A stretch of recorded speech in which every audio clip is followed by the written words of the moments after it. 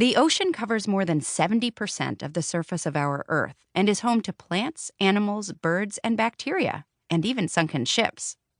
Humans rely on the ocean for transportation and recreation, having fun, for food, and for all kinds of products we use in our everyday lives.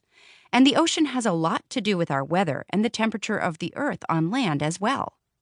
Technically, there's only one global ocean, but you have probably heard of the Atlantic, Pacific, Indian, and Arctic Oceans, and maybe the Southern or Antarctic Ocean too. So what gives? Well, an ocean is one large interconnected body of salt water where water can flow freely from one area to another. Most of the salt water on Earth, what we think of as ocean water, is all connected. So we really have one ocean.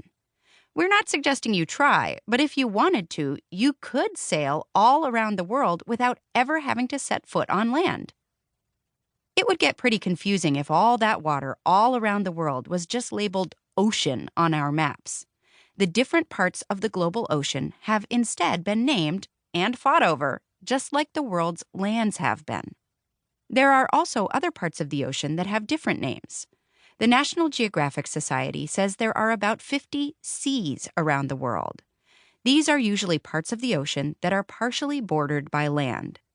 Then there are bays, gulfs, isthmuses, isthmus, and straits. All just different parts of the global ocean.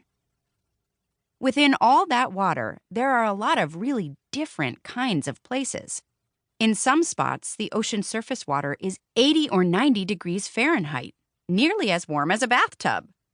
Colder ocean areas might have surface water that is actually below the temperature at which water freezes, giving them a top layer of sea ice. Brr. The sea floor is as geographically diverse as dry land, too. There are deep trenches and tall mountains, some poking above the surface as islands. And the depth of the ocean varies widely from place to place. The average depth of the ocean is a little under 2 miles. But in one spot in the western Pacific Ocean, known as the Challenger Deep, it's nearly 7 miles down to the bottom. That means you could fit Mount Everest in that trench and still have more than a mile of ocean above the peak. You can hear more about Challenger Deep in Chapter 4.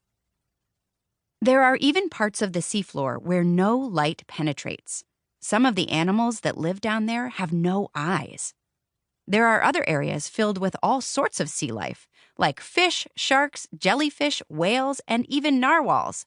Yes, narwhals are real. Humans have always been fascinated by the ocean, but there are still areas we don't know much about because they're so difficult to explore. Later on in the book, you'll learn about an international project that aims to map the entire ocean floor by 2030. But even once we have a map, there's still so much more to discover. Maybe one day when you grow up, you'll explore these fascinating areas of Earth. Why is the sea salty? Ben, age 4, from North Carolina. Great question, Ben. Have you ever licked your lips after going for a swim in the ocean? If you have, you probably noticed a distinctly salty flavor. To understand why the ocean is salty, you actually have to start with rainwater.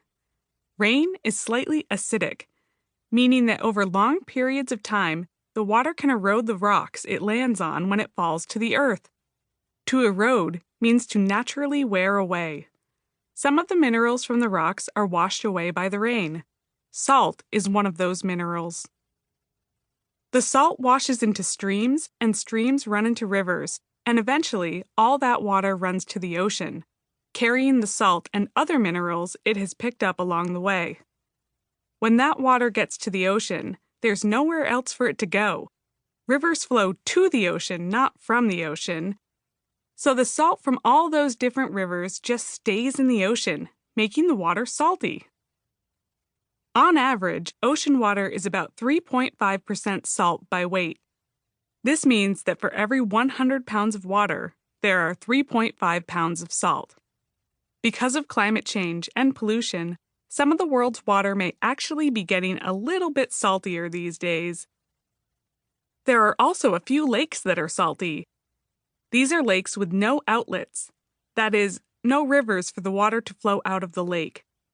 So the lakes collect salt and minerals just like the ocean. The Great Salt Lake in Utah and the Dead Sea between the countries of Jordan and Israel are both much saltier than the ocean.